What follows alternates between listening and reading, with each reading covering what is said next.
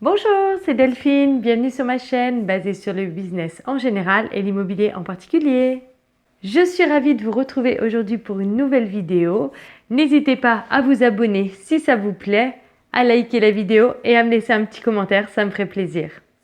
Nous allons voir comment manager une équipe.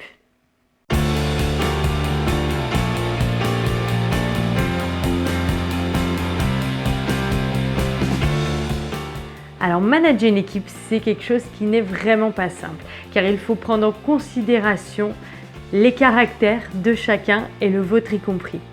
La première chose à faire, il faut être à l'écoute de ces équipes. Être à l'écoute va nous permettre de connaître les gens qui composent notre équipe.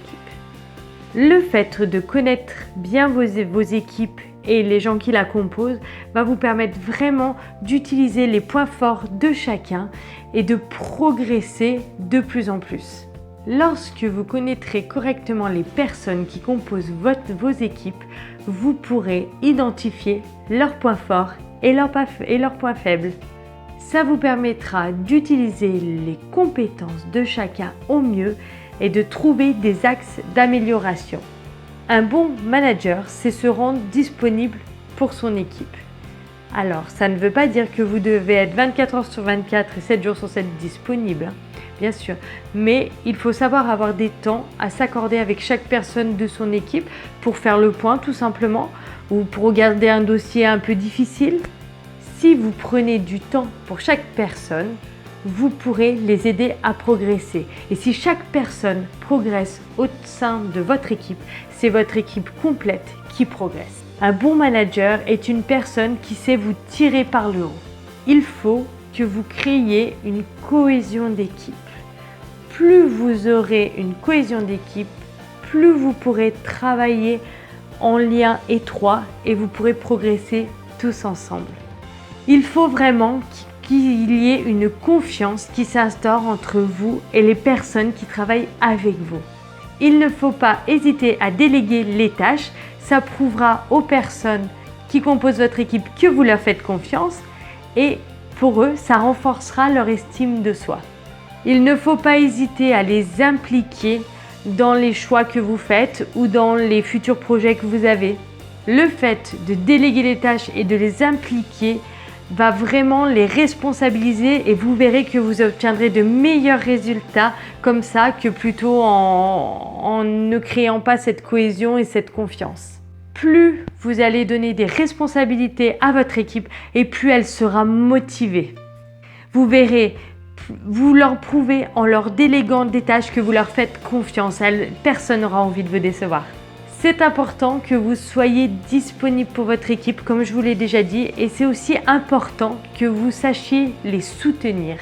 J'entends par soutenir, par exemple, lorsqu'il y a un souci sur un dossier, par exemple, ça peut arriver de se tromper. Donc le but, c'est de soutenir votre collaborateur pour essayer de trouver une solution ensemble. Il ne faut vraiment pas que vous vous détachiez de la chose et puis que vous lui disiez débrouille-toi, c'est ton souci. C'est aussi être là dans les mauvais moments et justement, c'est surtout dans ces moments-là qu'on reconnaît les leaders. Un bon leader ne tourne pas la tête devant la difficulté. Un bon leader prend les choses en main et aide son collaborateur à régler le problème. Il ne faut pas oublier que dans une équipe, il faut qu'il y ait une bonne communication. Il faut que vous soyez clair, net et précis lorsque vous confiez une tâche à votre équipe. Il faut que vous énonciez clairement les objectifs que vous attendez de vos collaborateurs. Plus vous serez précis dans les objectifs, plus votre équipe pourra les remplir. Il faut savoir que ce n'est pas parce que vous êtes le leader que vous êtes obligé de dire oui à tout.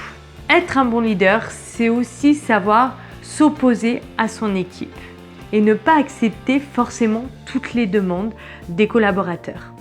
Vous n'êtes pas obligé d'être aussi tout le temps dispo pour votre équipe. Il y a forcément des moments où vous le serez plus que d'autres, mais il faut quand même savoir se rendre disponible. Une chose importante, je vous dis qu'il faut savoir dire non. Oui, il faut savoir dire non. Par contre, il faut toujours le faire de manière bienveillante. C'est important pour l'estime de soi de tous de d'abord énumérer les points positifs. Ensuite seulement, vous pourrez évoquer les points négatifs. Si vous faites cela de cette façon, vous verrez que les gens seront beaucoup plus réceptifs à ce que vous allez leur dire. C'est jamais très agréable d'entendre des choses négatives sur soi, on a l'impression qu'on fait tout mal, etc. C'est vraiment pas le but. Parce que si vous faites ça, déjà vous allez un petit peu ébrécher la confiance en soi de la personne à qui vous le faites. Et puis en plus, personne n'a envie de faire plaisir à quelqu'un qui vous descend. Donc, si vous voulez que la personne soit réceptive au point que vous soulevez, il faut d'abord lui expliquer que ce n'est pas d'une manière générale, que c'est juste un point ou deux à rectifier pour pouvoir s'améliorer.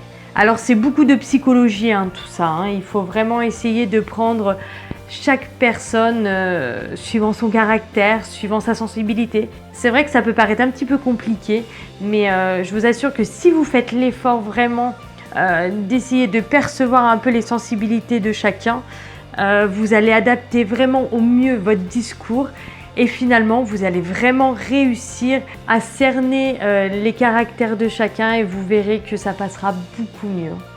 Dernier point, il faut donner l'exemple. Il faut que vous soyez enthousiaste, que vous soyez positif. C'est très important. Vous ne pouvez pas demander à une équipe de tout donner si vous êtes toujours dans la négativité. Un point super important, il ne faut jamais critiquer la boîte pour laquelle on travaille, d'accord? Parce que si vous commencez à le faire, vos équipes, elles feront pareil. Et si les gens sont moroses et n'ont pas envie d'être là, ça se ressentira vraiment sur le travail qui va être fourni. Donc, montrez l'exemple, soyez positif, ayez le sourire aux lèvres, c'est très important. Et vous verrez que déjà, vos équipes vont changer. Les gens auront peut-être plus envie de venir travailler, ils n'auront plus la petite boule au ventre, vous savez, du matin. Et si vous souriez, vos équipes souriront. Et ça, c'est très important. N'oubliez pas d'être présent pour votre équipe dans les victoires, mais aussi dans les défaites. C'est très important. N'hésitez pas, lorsqu'un projet est réussi, à valoriser complètement votre équipe et les féliciter du travail qu'ils ont accompli et de cette cohésion qui a permis d'aller plus loin ensemble. Si c'est une défaite, n'hésitez pas à exprimer des remerciements envers votre équipe pour tous les efforts qu'ils ont fournis pour essayer de réussir et soulever les points qui ont fait que le dossier s'est transformé en défaite.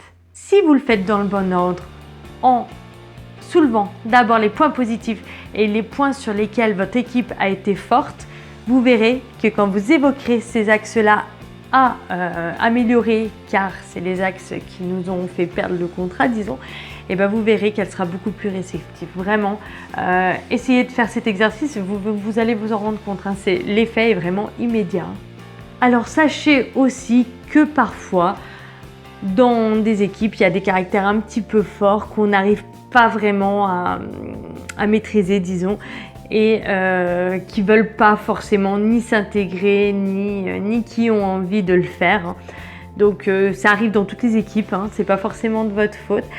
Alors après, je dirais que si ça vous arrive, essayez de prendre les choses comme elles viennent, essayez quand même de communiquer au mieux avec cette personne et concentrez-vous sur les choses positives. Voilà. Essayez vraiment de vous concentrer sur les choses positives et peut-être de vous appuyer sur les autres membres de l'équipe si à ce moment-là, cette personne-là ne veut vraiment pas rentrer dans une cohésion. Essayez de faire au mieux. Il n'y aura pas de recette miracle. Malheureusement, si la personne n'a pas envie de bosser avec vous, n'a pas envie de faire partie de cette équipe ou pour X ou Y raison, vous ne pourrez rien y changer. Vous pouvez essayer et il faut essayer de le faire. Après, on ne peut pas faire des miracles non plus. Pour vous donner un exemple personnel, donc je manageais évidemment une équipe, donc parfois il arrivait qu'il y ait des dossiers un petit peu foireux entre guillemets, ça veut dire que la personne avait pas chiffré tout ce qu'il fallait chiffrer, par exemple, qu'il y avait des travaux beaucoup plus élevés que ce qu'elle pensait ou qu'elle s'était trompée, parfois même qu'elle avait oublié de rajouter, je sais pas, l'assurance par exemple, ça arrive. Et donc on se retrouvait avec des dossiers en négatif, financièrement je parle. À partir de là, j'estimais que c'était mon rôle à moi de pouvoir soutenir mon commercial dans cette épreuve, parce que du coup, quand c'est comme ça, en fait, vous êtes obligé d'appeler votre client pour lui expliquer qu'il y a un souci, que vous avez fait une erreur et qu'il faut donc qu'on se revoie et qu'on rediscute de la chose. Hein. Donc ça amène des négociations, bien évidemment, hein. Mais il faut quand même mettre les choses au clair.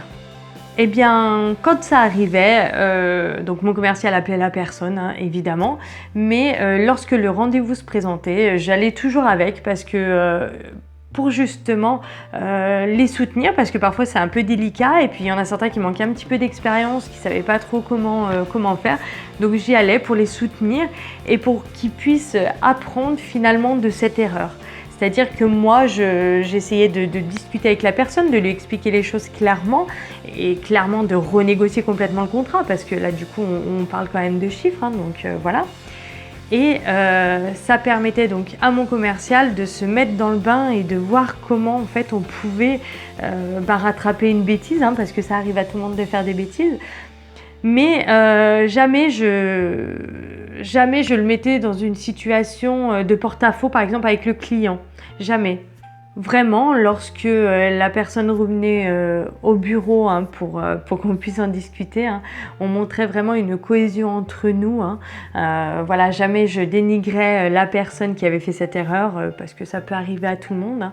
Et franchement, avec cette méthode, les gens ils faisaient l'erreur une fois, mais pas deux. Hein. Franchement, hein. Du coup, ça les responsabilisait complètement et ils voyaient que finalement, ils s'étaient trompés, mais qu'on avait été là pour les soutenir, qu'on avait essayé de sauver le contrat quand même. Alors, je ne dis pas que ça marche à tous les coups, hein, parce que quand on parle d'argent, évidemment, c'est compliqué de rappeler un client en leur disant, bah voilà, vous avez signé un contrat à tel prix, finalement, il y a eu une erreur, etc. Donc, bien sûr, il y a des gens qui disaient que voilà, ils ne souhaitaient pas continuer, hein, ce qui est normal.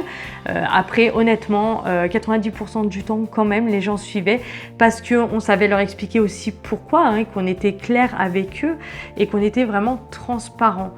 Voilà. Et puis aussi le fait de parler aux supérieurs finalement, hein, les gens se sentaient vraiment valorisés. Du coup, ils étaient vraiment enclins à la discussion, il n'y avait pas de souci particulier honnêtement.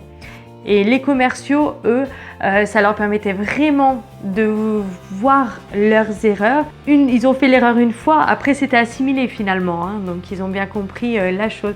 Alors après c'était assez rigolo parce que du coup, ils venaient tous me voir au préalable en fait, du coup avant la signature du contrat, pour que justement moi je puisse vérifier un petit peu les points et que s'il y avait des choses un petit peu particulières, ça peut arriver, des fois sur certains dossiers il y a des circonstances un peu particulières, que je puisse justement valider leur chiffrage ou valider leurs implantations, enfin voilà, valider un petit peu tout ça pour justement éviter de se retrouver dans une situation délicate comme celle-ci. Bon, sur ce, j'arrête de vous raconter mes anecdotes personnelles. Ça m'a fait plaisir que vous me regardiez jusqu'au bout. Je vous laisse mettre un pouce bleu si ça vous a plu. N'hésitez pas aussi à mettre en commentaire ce que vous en avez pensé, ça me ferait plaisir de vous lire. On s'abonne à la chaîne, évidemment. Je vous dis à bientôt, bye bye.